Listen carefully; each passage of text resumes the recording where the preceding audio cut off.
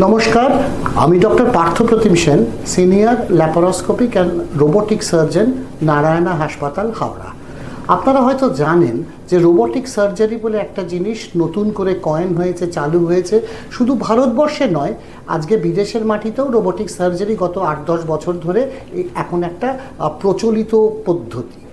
Robotic surgery জিনিসটা আর কিছুই নয়, আমরা যে স্ট্যান্ডার্ড ল্যাপারোস্কোপি বা মাইক্রোসার্জারি করি এটারই একটা উন্নততর একটা অপারেশনের পদ্ধতি।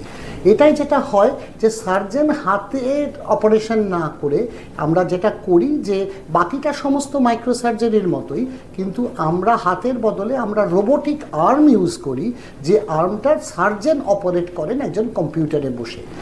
কারণ এটার সুবিধে যেটা হচ্ছে যে এটা রিলেটিভলি পেইনলেস বা ব্যথাহীন সার্জারি, যে কারণে পরের দিন বা একদিন বা দুদিনের মধ্যেই সম্পূর্ণ সুস্থ হয়ে বাড়ি ফিরে যাওয়া বা উইদিন আ উইক বা এক সপ্তাহের মধ্যে কাজে ফিরে যাওয়া বেশিরভাগ লোকের পক্ষেই সম্ভব। কি কি অপারেশন করা যায় রোবোটিক সার্জারির মাধ্যমে?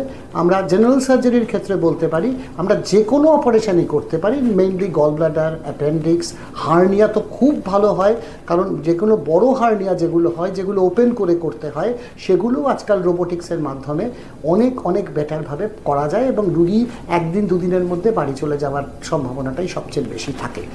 এর অ্যাডভান্টেজ কি? যেহেতু এর ক্যামেরাটা ত্রিমাত্রিক বা 3D ক্যামেরা, এটার কি আমরা একটা ডেপথ পারসেপশন পাই, যেটা নর্মাল ল্যাপারোস্কোপিক ক্যামেরাতে আমরা পাই না। কাজে একটা ডেপথ পারসেপশন হয়। আর দ্বিতীয়ত যেটা হয় যে এই ক্যামেরার জুমটা আমরা 10 থেকে 40 গুণ বাড়াতে পারি। কাজেই পেটের যে কোনো অংশের যে কোনো জায়গায় আমরা অনেক বড় করে অঙ্গটাকে দেখতে পারি এবং সূক্ষ্মাতি সূক্ষ্ম যদি কোনো ব্লিডিং বা কিছু থাকে সেগুলোকেও খুব ভালোভাবে কন্ট্রোল করতে পারি। এর অ্যাডভান্টেজ হচ্ছে এর ব্যথার ওষুধের প্রয়োজন খুব কমে যায়। লোকে পরের দিন উঠে হাঁটাচলা করতে পারে বলে অনেক দিন শুয়ে থাকার ফলে যে প্রবলেমগুলো হয় মানুষের, যেমন ডিপ ভেন থ্রম্বোসিস বা ইত্যাদিগুলো, পা ফুলে যাওয়া, এইগুলো থাকে না। তৃতীয়ত হচ্ছে নার্ভ ড্যামেজ খুব কম হয়। চতুর্থত ব্লিডিং কম হয় বলে ব্লাড ট্রান্সফিউশনের প্রয়োজন থাকে না। এবং ওভারঅল সেদিক থেকে দেখতে গেলে একটা ল্যাপারোস্কোপি একটা উন্নততর ধাপ, রোবোটিক সার্জারি একটা উন্নততর ধাপ দেন ল্যাপারোস্কোপি বা মাইক্রোসার্জারি।